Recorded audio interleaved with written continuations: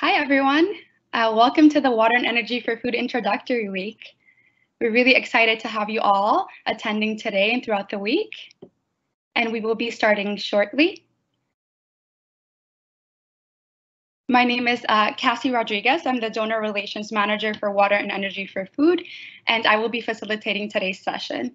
Again, really looking forward to all the different sessions happening throughout the week. It's a great opportunity to celebrate the end of securing water for food and powering agriculture, as well as the beginning of water and energy for food. Just a few housekeeping items before we get started. This session is being recorded and will be uploaded to the We for Food website and YouTube channel. Those who are not comfortable with this should please feel free to leave the session. In addition, there is a Q&A box on the right-hand side. Please feel free to submit your questions and comments in this Q&A box. You have the option of submitting your questions anonymously. Please do note that we may not get the opportunity to get to all your questions, but we will be uploading the responses to any additional questions we don't get to our website, in addition to the recording of this session.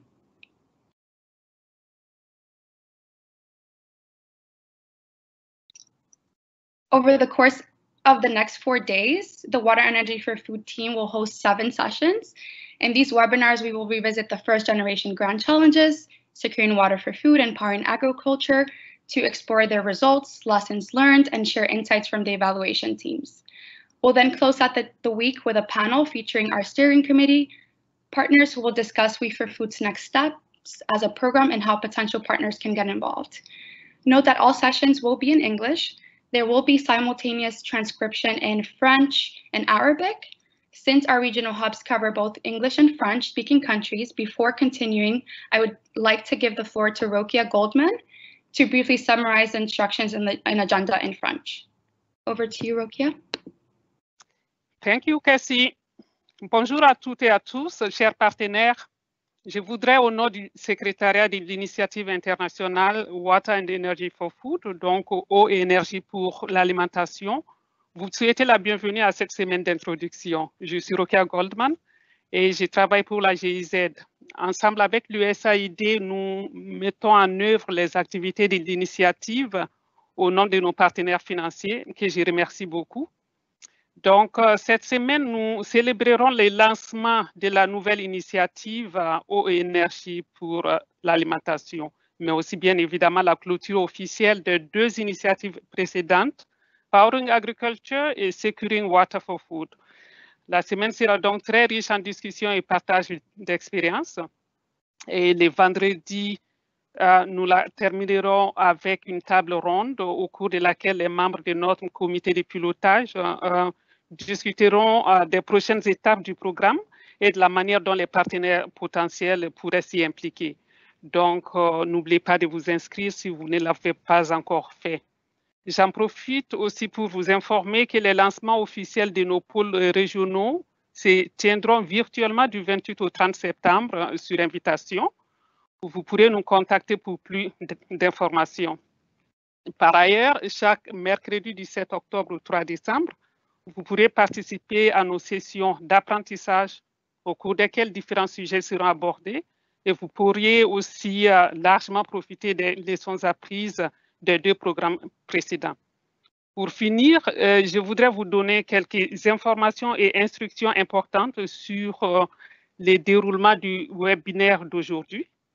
La session sera enregistrée et mise en ligne sur notre site web et sur la chaîne YouTube.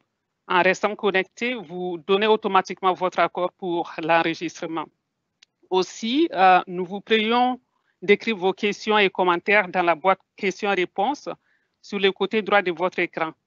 Vous avez la possibilité de soumettre vos questions de manière anonyme.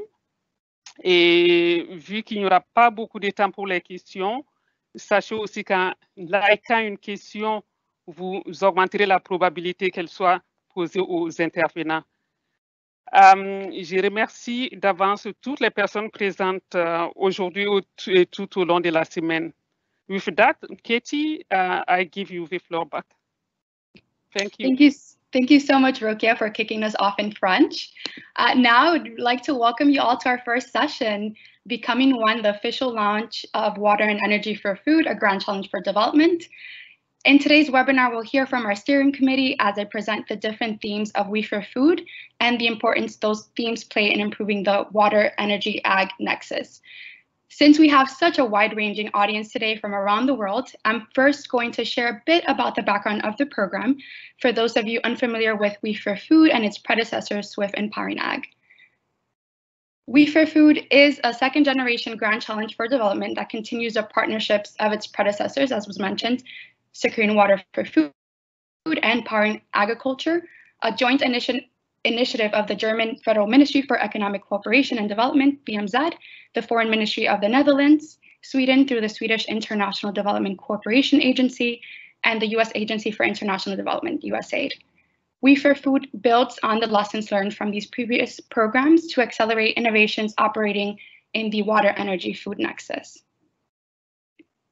We for Food is a $65 million program that focuses on 3 areas: water, food, and water, energy, food nexus, and supports innovations that operate in at least one of these areas. The program has 6 main areas of intervention, one being providing grants to existing, such as promising ones from Powering Ag and SWIFT, and new innovators by regional competitions. The program also provides technical and financial assistance to its innovators, and financial assistance includes matchmaking with financing sources and potential investors. The program also provides capacity development and trainings for innovators, multipliers, financing institutions, and stakeholders. It also facilitates knowledge generation and exchange on water, food, energy linkages, including engagement in regional and sectoral networks, in addition to collection, reflection, and inter-regional exchange of lessons learned and success stories. And last but not least, the program also conducts advocacy of water, food, energy issues for an enabling environment on national, regional, and global levels. Through these activities and areas of intervention, We for Food aims to increase food production along the value chain through a more sustainable and efficient usage of water and/or energy, increase income for the base of the pyramid, women and men in both rural and urban areas, sustainably scale innovator solutions to meet the challenges in the We for Food nexus, and also promote climate and environmental resilience and biodiversity through the sustainable holistic management of water, natural resources, and ecosystems. Now, our donor partners will talk about We for Food's thematic focuses and their importance to the program. As the different speakers are presenting, please feel free to submit your questions through the Q&A feature. At the end of the webinar, we will be holding a short Q&A with everyone. I would like to welcome our first speaker, Kirsten Johnson-Cease. Kirsten is the head of Unit for Global Sustainable Economic Development at SIDA, and she'll be speaking about We for Food's thematic focus on the base of the pyramid and gender integration. Over to you, Kirsten. Thank you, Cassie, for that introduction. Now, you may be asking yourself, what is the base of the pyramid? That is a social economic group with a population of 4 billion with annual incomes below $3,000 in local purchasing power. Their incomes in current US dollars are less than 3.35 a day in Brazil, 1.89 in Ghana, and 1.56 in India. This socioeconomic group is exceptionally diverse, encompassing different languages, gender norms, needs, purchasing power, etc., and includes both the very poor and the working poor. Throughout the Securing Water for Food and the Powering Agriculture, we supported innovators as they developed their consumer segments that focused on the base of the pyramid. We will continue to have the same focus in the Water and Energy for Food, We for Food. And why is this? Well, together, the base of the pyramid has the potential to be a $5 trillion global consumer market. By industry, the food sector is valued at 2.9 billion US for the US dollars for the base of the pyramid market, significantly larger than any other industry, such as water, information and communication technology, or ICT, health, transportation, housing, and energy. And the three areas that We4Food focuses on, food, water, and energy, has a combined value of $3.35 billion US dollars. 65% of the people employed at the base of the pyramid work in agriculture. And additionally, innovations and enterprises who offer products and services geared towards the base of the pyramid consumer base have an outsized impact on the beneficiaries' income and their life quality. There are, however, major challenges faced by the base of the pyramid consumer base. Innovators being unfamiliar with the multiple dimensions that can affect base of the pyramid consumers, such as resources, opportunities, power, voice, and human security. And hence, to effectively serve the base of the pyramid populations, entrepreneurs should consider not only their customers' ability to afford a product or service, but also how constraints related to insecurity, marginalization, or control of household or community resources affect their ability to access a product or service and use it to improve their standard of living. Base of the pyramid consumers have difficulty accessing financial institutions and credit, which stops them from investing in new technologies. And innovators making their products accessible through a range of financial solutions helps to bring the base of the pyramid into the market. Another major standout issue is the lack of women in the share of smallholders who do access credit. Less than 10% of the financial credit awarded is to women smallholder farmers. Through the products and services of the SWIF innovators, there was significant progress made in improving the yields and incomes of farmers who were at or near their country's poverty lines. As seen on the chart, 67% of the 7 million securing water for food customers and end users were in the low-income poor or extreme poor category. This is remarkable as a result, given the difficulties of reaching those at the base of the pyramid. We are building on these experiences to further strengthen our base of pyramid work in water and energy for food. This brings us to the importance of gender integration into all water and energy for food activities and how we are building on the lessons learned during the SWIF. Women represent 70% of smallholder farmers that have little to no income. They also lack access to the same resources as their male counterparts. If they did have access to the same resources, they could increase their yields by 20 to 30% and feed up to 150 million undernourished people. Securing water for food incorporated gender into the program's activities. Of the SWIF innovators, half are run by women in primary leadership positions, and half of the teams are comprised of at least 41% women. And as a result, for SWIF, 3 million of the 6 million innovation end users were women, and 80% of innovators had positive impacts on women. We also learned many lessons from our work on gender integration. One of them being gender integration is not just about women. It's about examining and understanding how power, status, and gender norms affect lives. It's not enough to just encourage women to apply or develop customer strategies. You must also understand why they do not apply or engage in program activities and how to change those barriers.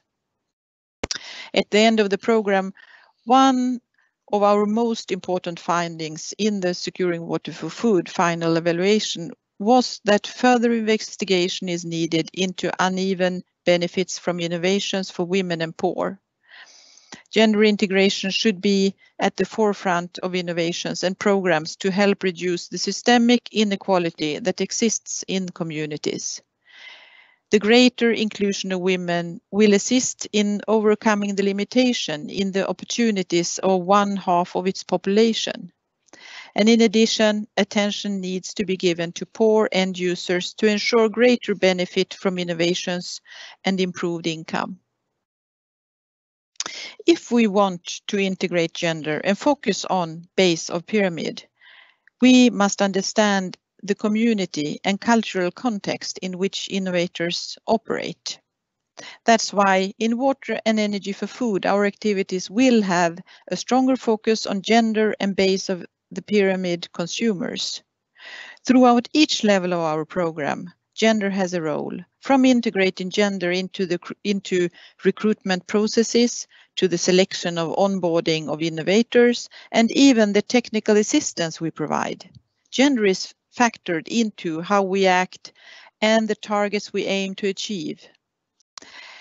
For base of the pyramid consumers, we will work with innovators to help them understand the challenges faced by the base of the pyramid consumers and identify how they can alter their business models to meet their customers' need and create affordable products. If you're interested in further exploring the lessons learned from the Securing Water for Food, please make sure to join us tomorrow for the Dexis team's presentation of SWIF's final evaluation. And Dr. Koo McKeon will keep that SWIF Lessons Learned webinar.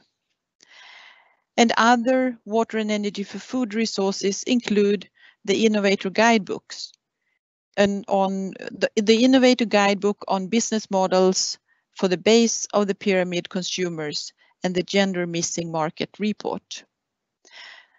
Thank you, and over to you, Cassie. Thank you so much, Kirsten, for your presentation on the importance of gender and base of the pyramid consumers in We for Food. Our next speaker, Karen Roelofs, will share We for Food's position on ESG principles and how we're incorporating them into our work.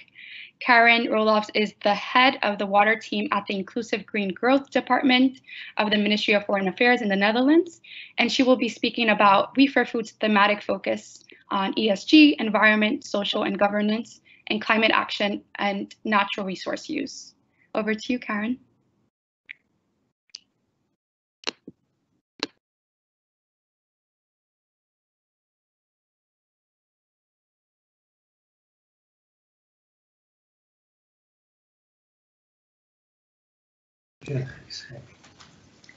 Thank you for the introduction, Cassie. The global agriculture industry is facing many challenges, from growing populations to increased climate variability and degraded farmland. In the past 200 years, the population has grown sevenfold, reaching 7.6 billion people today, and is expected to reach 8.5 billion by 2030. Climate change is having a severe impact on agricultural productivity, biodiversity, and the availability of natural resources due to the changing rainfall patterns, drought, flooding, and the redistribution of diseases geographically. Looking at the use of our natural resources, we know that agriculture accounts for 70% of total global freshwater withdrawals, and that food production and supply chain consume about 30% of total energy consumed globally. Incorporating ESG's, environmental, social and governance principles, into We for Food will help the program and the innovators we support to meet the global challenges of today and tomorrow. We need to integrate holistic, whole-of-system approaches to sustainably scaling solutions that can impact these problems. So, important to reduce the natural resources which are used to reduce innovators' and customers' carbon footprints and their greenhouse gas emissions. We need to help farmers grow more food with less water and energy to face these global challenges and meeting growing demands for food. We need to secure biodiversity and ecosystem services while developing sustainable water use habits. This is crucial for adapting to and mitigating the effects of climate change. Water plays a huge role within agriculture production, and yet access to water is decreasing. Nearly half of the global population are already living in potential water-scarce areas at least 1 month per year, and this could increase to over 5 billion people in 2050. About 73% of the affected people live in Asia. The agriculture sector's share of the total water demand will also increase across every single country in the next 30 years. With so many people at risk of water scarcity and the ties of water to energy, agriculture, and food security, we need to continue SWIFT's focus on the water and agriculture while incorporating the role energy plays in the water-energy-food nexus. ESG principles are a key part of our contributions to the Sustainable Development Goals. Our program's ESG principles are based on the United Nations Principles for Responsible Investment, but have been evolved and customized to align with We4Food's vision and goals. We4Food believe that integrating guiding principles into our daily work will allow us to set up precautionary measures to avoid or mitigate unintended negative impacts on poverty reduction, environment and climate, human rights, conflict and context sensitivity, and gender equality. It will also allow us to set out strategies and processes that will have a net positive impact on these same issues. What have been the results of SWIFT and Powering Agriculture? 80 innovators were supported in developing renewable energy solutions, business models, and water for food innovations. Over 7 million smallholder farmers, their families, and other customers benefited. More than 6.8 million tons of food was produced under improved practices. Farmers and other consumers were assisted to reduce their water consumption by over 19 billion liters. $13.5 million were saved in energy costs, and 1.3 million trees were saved across all factories of the Kenya Tea Development Agency. You'll hear more about this in the session tomorrow. The successes that we saw in SWIFT and Powering Agriculture and the feedback that we received in the final evaluations of both programs encouraged us to continue integrating ESGs and climate adaptation and mitigation work in the technical assistance we provide to innovators and the calls for innovations applications. Integration of ESGs and climate adaptation and mitigation into the work of our hubs and the innovators' businesses can also have a positive impact on the environment in which they work, the people they work with, and the customers who buy their products. Incorporating ESGs encourages entrepreneurial creativity to meet the consumer's needs and the changing global environment. What examples do we have? Who was able to successfully meet environmental, social, and governance needs? A great example of an innovator who contributed to water efficiency in agriculture is Narita Services with their Bungroo innovation. The Bungroo filters inject and store rainwater underground for usage in lean periods. In addition to providing food security during rainy periods and crop survival in lean periods, Bungroo can also supplement household water needs. Another example is Skyfox, a SWIFT innovator which went from not meeting their environmental and biodiversity requirements to transforming their business model, setting up centralized hatcheries, a feed quality appraisal process, and 100 small-scale distribution centers to sell their customers finished fish products. What are critical lessons for ESG implementation from SWIFT Empowering Agriculture? First, best experts are sometimes the innovators' peers. They can learn from each other's experiences and business models, provide actionable ideas. Outside experts may not understand the local context or environment or offer experiential learning. Secondly, SWIFT Technical Assistance Facility cannot provide just general ideas or recommendations for ESGs. Support plans and scopes of work must include recommendations specific to the impact that each company might have. And third, environmental reviews and mitigation strategies can ensure that innovations are implemented sustainably and do not negatively affect natural resources, biodiversity, or the climate. Talking about ESGs and climate mitigation in We4Food, we have started working towards integrating these ESG principles in We4Food as part of the Asia Edge Ag Energy Prize Workshop. What is the importance of incorporating ESGs? I would like to give you another example of successful integration of ESG principles.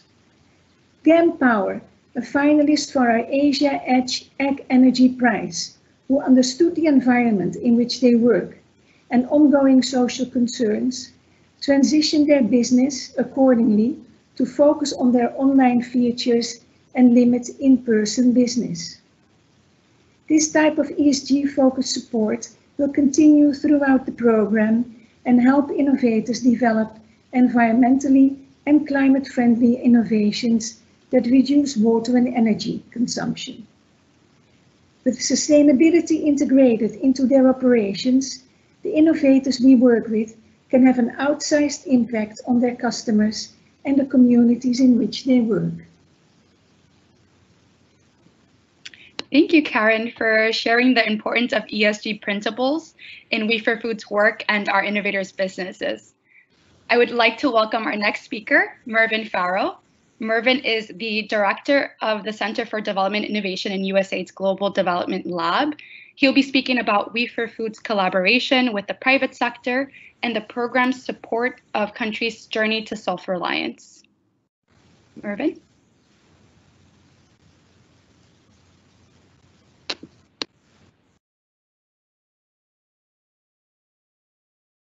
Thank you very much, Cassie. Seeing the many different attendees and sectors together reminds us about how crucial our partners are to the success of our development programs. The We for Water and Energy for Food partners' goal is to work ourselves out of existence. In order to accomplish it, we must develop new and different partnerships that engage a wide range of actors. For WE4F partners, private sector engagement is a key element of policy and planning for future projects. The private firms who worked with the SWIFT and Empowering Ag Grand Challenges have been important actors in each program's existence. Private sector engagement is part of countries' journey to self-reliance. Co-creating and co-investing with private firms drives enterprise-powered results in emerging markets, which will significantly impact water and energy efficiency in the food sector, improving the lives of tens of millions of young men and women across the globe. Strong local private sector is crucial to building sustainable local systems and markets that have community buy-in. The private sector is also a powerful force for economic growth, job creation, and advancing opportunities to improve the well-being of people and communities.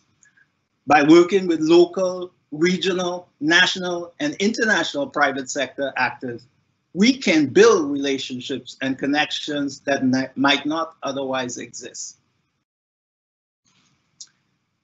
SWIFT and Powering Ag successfully engaged the private sector to the benefit of farmers around the world. WE4F aims to build on these successes and bring in more private sector partners. SWIFT innovators raised $25 million in external funds through 300 additional partnerships. And we estimate SWIFT added more than $1 billion over 9 years to the economies of 10 nations, based only on a $35 million investment. Powering Ag's Investment Alliance will catalyze a minimum of $25 million in private sector finance. SWIFT had many successes, including, based on our analysis of social rate of return, on 17 of its investments, the SWIFT portfolio returned an average of 41% return on investment, which is quite high, even for private sector foreign investment. Now, when you look at the slide, for every $1,000 of donor funding spent by the SWIFT program, its innovators realized the following results. 273 end users and customers were impacted. Water consumption was reduced by 1.2 million liters. The same $1,000 produced 435 tons of crops. It resulted also in improved water management on 175 hectares of agricultural land and generated more than $610 in sales. On average, for more than 700,000 households, SWIFT programs resulted in a net farmer income increase of $1,833.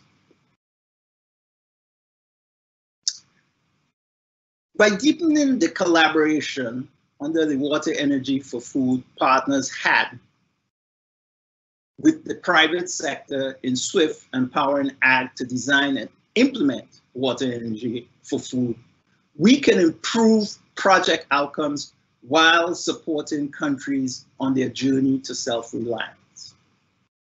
We believe that through WE4F Regional Innovation Hubs investment facilitation, Water and Energy for Food partners will be able to leverage more than $75 million in private sector investment over the next 5 years.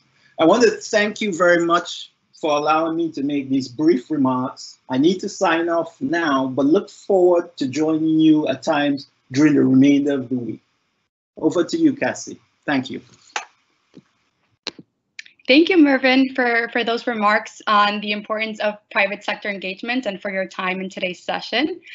I'd also like to thank you all the attendees joining us from around the world, and for already submitting very interesting questions. As was mentioned by our speakers, to really have an effective program, we need to understand the culture and context in which innovators and customers live and operate. In order to provide more localized support to innovators and better understand the environment, We4Food will be using a regional hub model. Our next speaker, Sebastian Lush, head of BMZ Unit, International Agriculture Policy, Agriculture Innovation, will share Powering Agriculture's experience with the regional hub model and how we're deploying its use in We4Food. Over to you, Sebastian.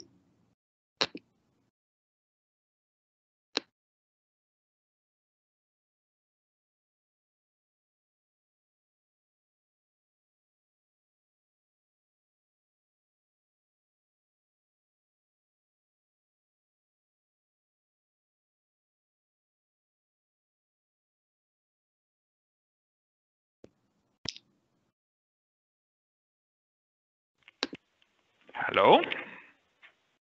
Hi, Sebastian. Hello, I was kicked out of the line just in the right moment. Hello, thank you very much. It's a pleasure to be with you.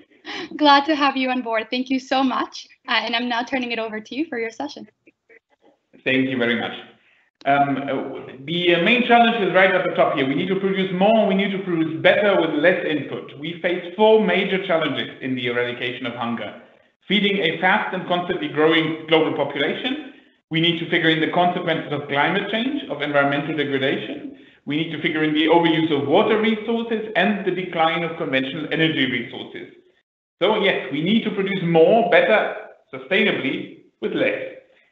As the German Development Ministry, sustainable fight against hunger is and has been one of our top priorities for a number of years. We are investing about 1.5 billion euros annually for a special initiative that is called One World Without Hunger. That is about promoting climate-friendly, low-emission agriculture and new modes of cooperation. Africa can feed itself. That's our belief at the core of this initiative. But Africa spends about 30 billion euros on food import every year. And almost 1/4 of the sub-Saharan Africa population are still suffering from hunger at the same time. The agricultural sector employs 70% of the economically active population, but it accounts for just 30% of the added value. So at the same time, Africa is the continent that is most at threat from climate change because essential sources of livelihood are at stake, such as farmland, water supply, ecosystems, and supply infrastructure that come increasingly under pressure. What are the foundations of this new partnership strategy that we are following? Food and agriculture, the protection of natural resources, energy and infrastructure, and health, education, and social protection. What we want to do is improve the environment for sustainable private investment. And this is what our commitment to the Powering Agriculture Grand Challenges and to the We for Food that is starting now is all about implementing of that strategy. The private sector has a large role in this. We need a strong private sector, and the modernization, mechanization of the agri-food systems in Africa, those are key for sustainable economic development. Introducing modern solutions, innovations, that's what we're talking a lot about, and that should be led by powerful local or regional companies, by innovators. Our role is to be an equal partner to them, to ensure first-hand knowledge transfer, providing technical assistance, providing business development, providing investment readiness supports, providing trainings. As a Powering Agriculture funding partner, we have established through our implementing agency GIZ the regional hub model that is going to be used in the We for Food approach as well. That has 4 main purposes. First-hand knowledge transfer through the regional hubs, the transition to independent and sustainable business ecosystems, the facilitation of the strengthening of partnerships with local actors, and supporting an enabling environment. To go back in history a little bit, the first hub was installed in 2016 in East Africa, in Kenya, public-private partnership with the Ethical Tea Partnership, with the Kenyan Tea Development Agency and others to introduce an energy-efficient approach in the tea sector in Kenya. And that has led to, for example, over 1,000 people being trained. That has led to a reduction in electricity and in firewood consumption, to a savings in energy costs, and also preventing the felling of over 1 million trees and saving of over 10,000 tons of CO2. So that was the first catch with that idea of the regional hubs. Now, the new program, Water and Energy for Food, also adopts this regional hub model to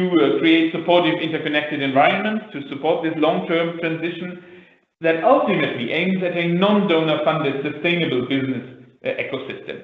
For We for Food, we're looking at regional hubs based in Côte d'Ivoire, Kenya, Thailand, and Lebanon, with regional activities in West Africa, East Africa, Southeast Asia, and the MENA region, respectively. Their mandate will be to allow selected innovators to access region-specific technical assistance and financial brokering, to ensure beneficial conditions for innovation, making the scaling and enterprise development easier to accomplish, also the support of an enabling environment, and stimulating the uptake of clean energy and water energy efficient innovations by the end users. So, summing up, supporting SMEs in their core business is crucial, but it's not enough to scale up innovation. So we need a holistic and multi-level approach, collaborating with different types of partners to inform, sensitize, and train the end users, facilitate innovators and their access to customized financial products and others. So the uptake of the innovation that we are propagating is highly dependent on the availability of convincing and palpable evidence to prove their performance. This is why we're also adding partnerships with African and German research institutions and universities that will provide proven data on the innovation performance. We will share experiences and lessons learned from the hubs with the partner countries so that we can also facilitate the embedding of those results in national policies, strategies, and programs. I think that Water and Energy for Food has great potential to develop new and innovative solutions to secure the global water, energy, and food supplies. I think that the Water and Energy for Food initiative continues what we have started with actually the first international conference on the Nexus, the Water, Energy, and Food Security Nexus. That at the time took place in Germany. I remember that vividly. I was a part of that at the time. And doing that together in a strategic international partnership, of course, is key to attain all those goals. That's why we will be supporting, together with the European Union, the Netherlands, CEDA, USAID, and multilateral institutions and the private sector, the upscaling of those We4Food solutions in Africa, the MENA region, and South and Southeast Asia. We, the German Development Ministry, and its implementing agency, GIZ, are very happy to be part of this international initiative. And back to you. Thank you. Thank you, Sebastian, for sharing GIZ's experience with the regional hub model and the importance of localized support when building stronger enabling environments. So this actually concludes the presentation session of today's session, and we'd like to now move over to the question and answer portion of the presentation. So thank you to all who have been submitting questions throughout today's webinar, and we will start with answering some questions.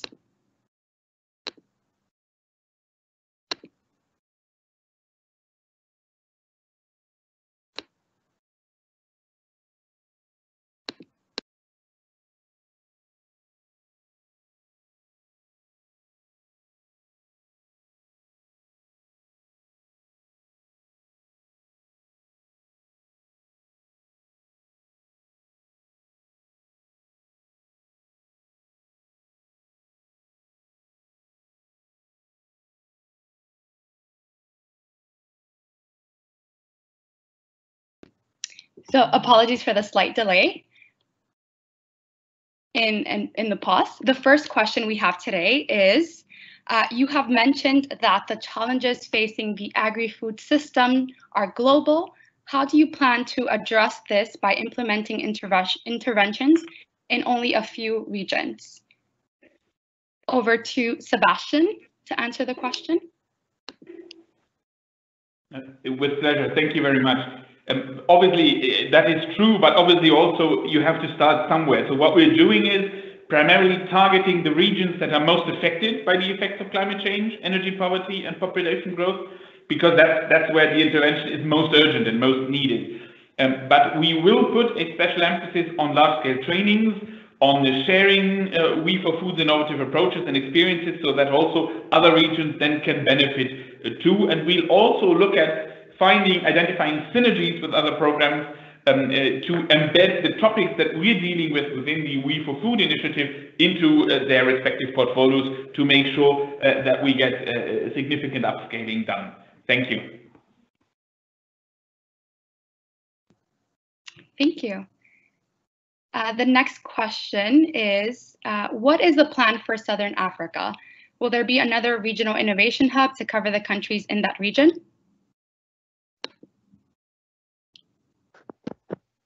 Sherson, perhaps you'd like to take that question. Exactly. I might try to reply to that question. Well, at this point of time, we have not made any final determination for a Southern Africa Regional Innovation Hub. However, we hope to announce a decision on the Regions Hub sometimes in 2021, that is next year. And we will follow up with more information through the Water and Energy for Food newsletter. And in addition, also the program has conducted an investment landscape analysis, and the key findings from that work will be very important for us also for the future decisions, and they will be presented in one of the We4Food learning sessions in October. So I would recommend everyone to stay tuned. Thank you. Thank you, Kerstin. Our next question is, why is the We4Food implementation approach focused on strengthening enterprises and not government organizations? Karen, perhaps you'd like to take that question? Yes, thanks, Cassie. Our partner countries generally have a very young population. Most of these young people are unemployed or working in the informal sector. By focusing, strengthening and investing in the private sector, We4Food will contribute to the fight against unemployment. As the development of the private sector is strongly linked to political, regulatory and institutional context, we are also working with relevant organizations that focus on issues like capacity development, knowledge management, and financial and non-financial instruments in order to help create an enabling environment in the partner countries to increase employment opportunities for young people. Thank you. Thank you, Karen, and thank you to everyone again for all the interesting questions that are being submitted. Our next question is, I am an innovator in the We4Food Nexus. However, I do not have more than 5,000 customers. Could I still apply?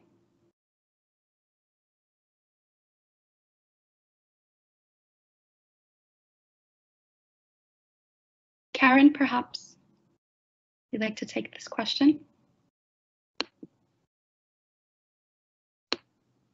Oh, Karen, you're on mute. Yes, thank you. All applicants are welcome to apply.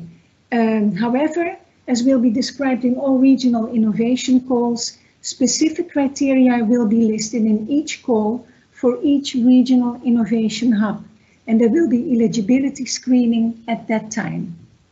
Thank you, Cassie. Thank you, Karen. And the next question is, how do you ensure the sustainability of We4Food's achievements? Well, may I take that question? I think it's a very good question. We will first and foremost promote the Water and Energy for Food Nexus innovations developed locally or adapted to the local context and also affordable for the end users. And by supporting those innovations to achieve sustainable scale, we hope that there is a potential to bring about a transformational change, a large scale and long-lasting impact in the food sector. And of course, end users' access to finance is one crucial factor, and that will be considered in the program. Sustainable mechanisms will be put in place to facilitate the end users' access to funding also after the project to maintain the sustainability.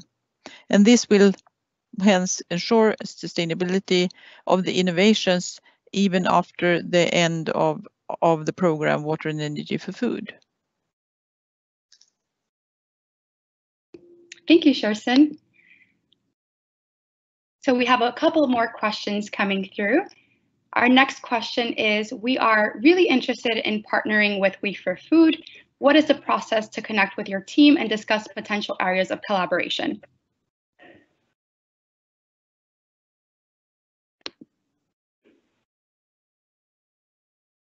Sebastian, perhaps you'd like to take that question? Yes, absolutely. Thank you. If you're interested, please come along. Please visit our website, submit a request. We have a contact us website. and we'll make sure that your request reaches the correct party. That could be one of the hubs, that could be the steering committee, that could be the secretariat unit, and they will then reach out and begin communications with you. And also, please join us for the closing session on Friday, September 11th, where the partners will also discuss the types of partners that we are seeking and the process to connect with the program. So this is a very open approach.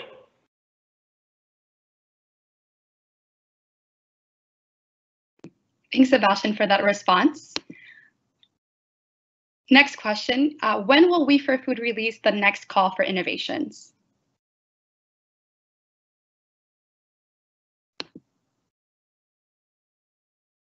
Sherson, perhaps you'd like to take that question? Yes, thank you. Well, again, I get a question where I cannot have where I will ask you to stay tuned, because the release of calls for the innovations will depend on each regional innovation hub's timeline and processes. So please stay tuned to the Water and Energy for Food newsletter, and we will provide information, more information, and information in the coming months. And you can sign up to the newsletter via our website, www.we4f.org. And I would highly recommend you to receive these newsletters and stay tuned. And you can also there know how you can approach the different partners. Thank you, Sherson, for that response. And again, appreciative of everyone submitting questions. It seems that there's a lot of interest from innovators and potential partners. So from our end, we're really excited to see all these questions come through. We will take one more question. The last question we'll take is, what kind of support will innovators receive from the calls? Okay, Cassie, shall I take that question? Yes, please, Karen. The regional innovation hubs will be able to provide different sort of services, including grants, technical assistance, financial brokering with investors, support for promoting an enabling environment, and capacity development for selected innovations. If you're interested, please tune in to the Regional Innovation Hub kickoff meetings that will take place in the week of September the 28th. In those kickoff calls, each hub will provide further details on the types of support innovators can receive. We also advise you to stay tuned to the We4Food newsletter for more information. Thank you, Cassie. Thank you, Karen, for that response. So again, in the interest of time, we will be answering additional questions and submitting detailed responses to those questions on the We4Food website, in addition to the recording of this webinar. So again, I would like to thank all the participants that have submitted questions. And now I'd like to take a moment to thank all of you, again, who have joined us today, as well as the program donors, BMZ, the Netherlands, CETA, and USAID. Thank you so much for your partnerships throughout the Securing Water for Food and Powering Agriculture Energy Grand Challenges, your commitment to the Grand Challenges, and the hard work that has been put into SWIFT, Powering Ag, and We4Food does not go unnoticed. For all the participants who have joined us today and will be joining us for the remaining of the week, make sure to tune in for more water, energy, and agriculture content. You can still sign up for additional webinars until an hour before the webinar begins if you have not already done so. Again, there will be a recording of this webinar available in English, and there will also be available transcriptions in French and Arabic. Thank you again to everyone, and I'd like to wish you all a great rest of your day, and I hope to see you all in the coming week.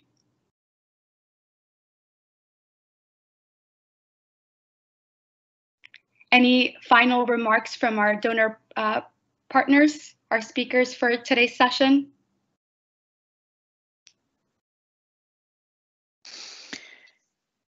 Well, Kirsten from SIDA, I just want to underline that the whole week, all of the days that we have in front of us are exciting. We will hear about the Powering Ag, the Securing Water for Food, all the experiences and all the challenges, and now we are set out for the future and water and energy for food. So thank you so much for arranging this together with us all, and I'm happy to be part of this grand challenge, I might say. Thank you. Thank you, Kirsten. Any final comments from Karen or Sebastian? Yeah. Still on the line. Yes, this is Karen from the Netherlands, Ministry of Foreign Affairs.